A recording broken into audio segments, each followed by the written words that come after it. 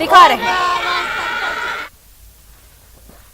और चलिए हम आपको सीधा ले चलते हैं मन की बात कार्यक्रम में। प्रधानमंत्री नरेंद्र मोदी की मन की बात कार्यक्रम का आज 55वां एपिसोड है। बहुत बहुत स्वागत है। यह कार्यक्रम 95वां एपिसोड है। हम बहुत तेजी से मन की बात के शतक की तरफ बढ़ रहे हैं। ये कार्यक्रम मेरे लिए 130 करोड़ देशवासियों से जुड़ने का एक और माध्यम है। हर एपिसोड से पहले गांव शहरों से आए ढेर सारे पत्रों को पढ़ना, बच्चों से लेकर बुजुर्गों के ऑडियो मैसेज को सुनना, ये मेरे लिए एक आध्यात्मिक अनुभव की तरह होता है।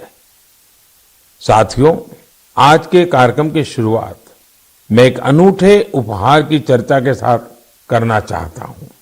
तेलंगाना के राजन्ना सिरसिल्ला जिले में एक बुनकर भाई हैं एलडी हरिप्रसाद गारू। उन्होंने मुझे अपने हाथों से G20 का यह लोगो बुन करके भेजा है। यह शानदार उपहार देखकर तो मैं हैरान ही रह गया। हरिप्रसाद जी को अपनी कला में इतनी महारत हासिल है कि वो सबका ध्यान आकर्षित कर लेते हैं।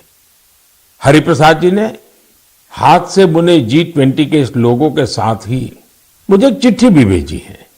इसमें उन्होंने लिखा है कि अगले साल G20 शिखर सम्मेलन की मेजबानी करना भारत के लिए बड़े ही गौरव की बात है।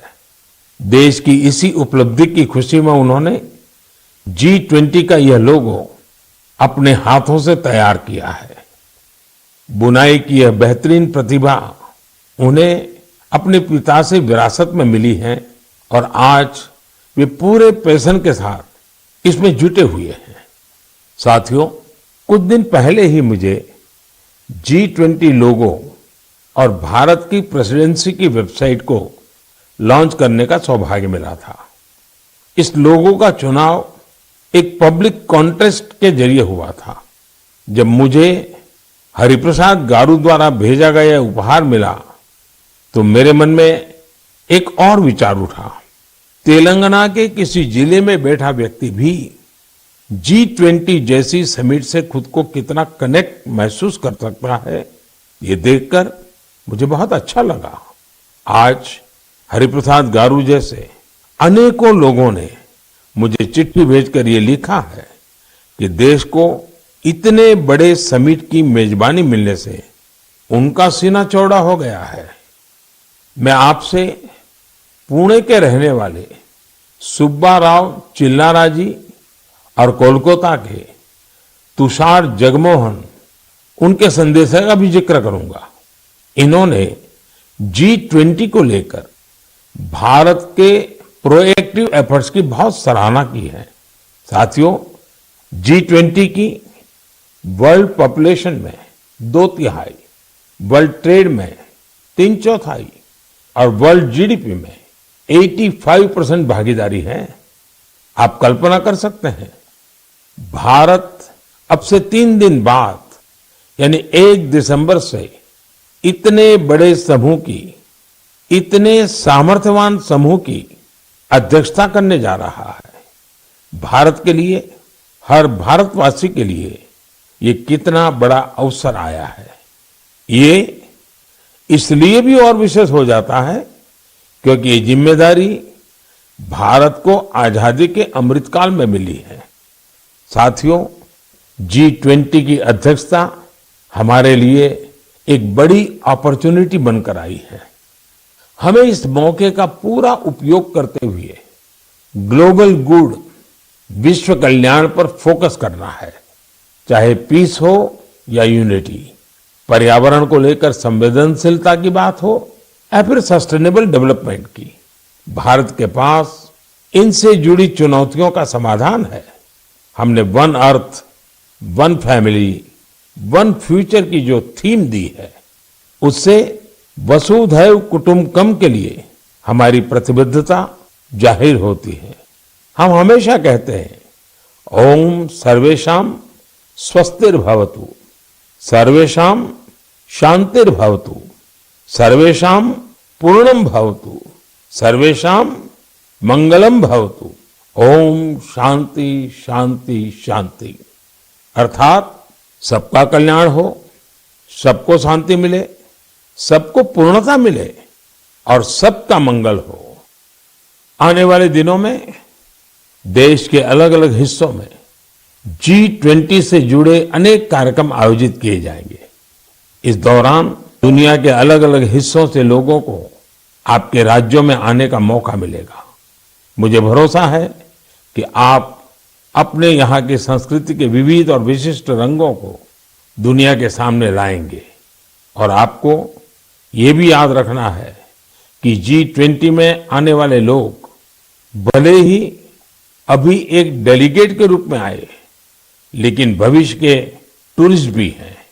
मेरा आप सभी से एक और आग्रह है, विशेष तौर से मेरे युवा साथियों से, हरिप्रसाद गारू की तरह ही आप भी किसी न किसी रूप में G20 से जरूर जुड़े।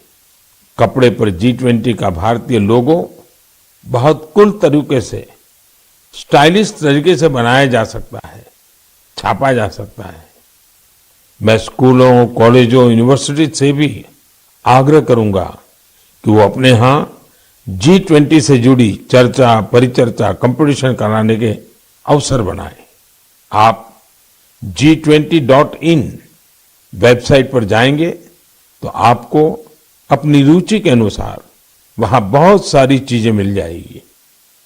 मेरे प्यारे देशवासियों, 18 नवंबर को पूरे देश ने स्पेस सेक्टर में एक नया इतिहास बनते देखा।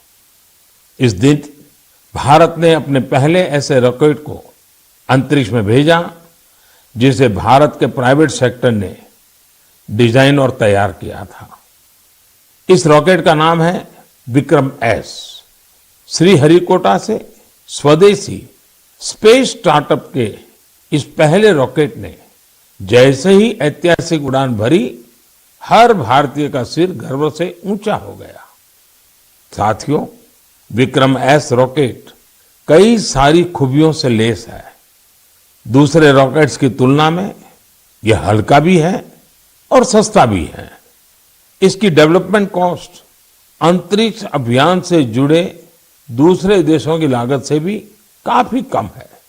कम कीमत में विश्व स्तरीय स्टैंडर्ड स्पेस टेक्नोलॉजी में अब तो ये भारत की पहचान बन चुकी है। इस रॉकेट को बनाने में एक और आधुनिक टेक्नोलॉजी का इस्तेमाल हुआ है। आप ये जानकर हैरान रह जाएंगे कि इस रॉकेट के कुछ जरूरी हिस्से 3D प्रिंटिंग के जरिए बनाए गए हैं। सही में विक्रम-S के लॉन्च मिशन को जो प्रारंभ नाम दिया गया है, वो बिल्कुल फिट बैठता है। ये भारत में प्राइवेट स्पेस सेक्टर के लिए एक नए युग के उदय का प्रतीक है। ये देश में आत्मविश्वास से भरे एक नए युग का आरंभ है। आप कल्पना कर सकते हैं कि जो बच्चे कभी हाथ से कागज का हवाई जहाज बनाकर उड़ाया करते थे, उन्हें अब भारत में ही हवाई जहाज बनाने का मौका मिल रहा है। आप कल्पना कर सकते हैं कि जो बच्चे कभी चांद तारों को देखकर आसमान में आकृतियां बनाया करते थे, उन्हें अब भारत में ही रॉकेट बनाने का मौका मिल रहा है। स्पेस को प्राइवेट सेक्टर के लिए खोले जाने के बाद युवाओं के ये सपने भी साकार हो रहे हैं। रॉकेट बना रहे ये युवा मानो कह रहे हैं, sky is not the limit. साथियों, भारत स्पेस के सेक्टर में अपनी सफलता अपने पड़ोसी देशों से भी साझा कर रहा है।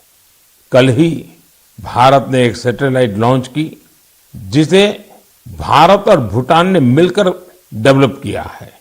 ये सैटेलाइट बहुत ही अच्छे रिजोल्यूशन की तस्वीरें भेजेगी, जिसे भूटान को अपने प्राकृतिक संसाधनों के प्रबंधन में मदद मिलेगी।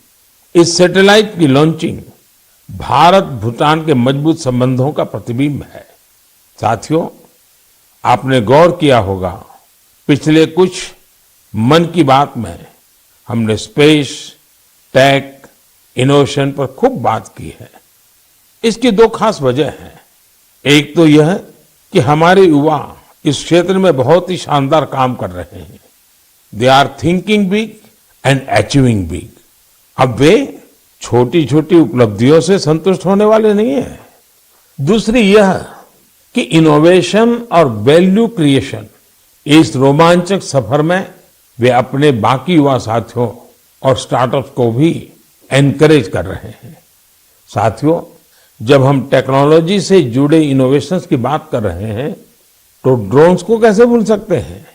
ड्रोन के क्षेत्र में भी भारत तेजी से आगे बढ़ रहा है।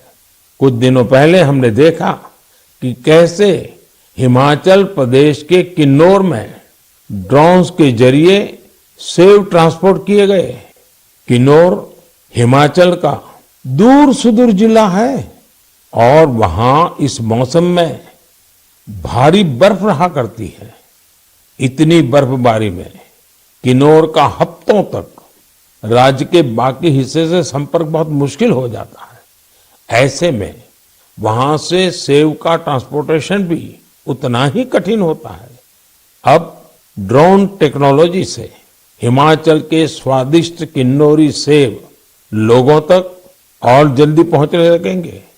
इससे हमारे किसान भाई बहनों का खर्च कम होगा, सेब समय पर मंडी पहुंच पाएगा, सेब की बर्बादी कम होगी।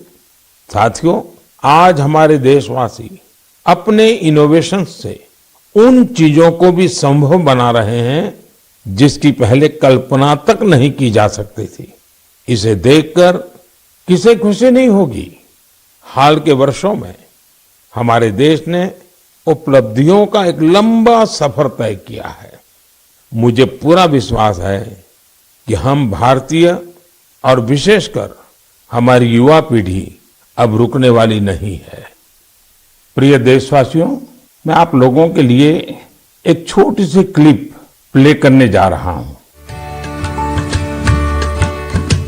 वैष्णव जना तो तेने कहिए जे पीर पराई जान रे। वैष्णव जना तो तेने कहिए जे पीर पराई जान रे।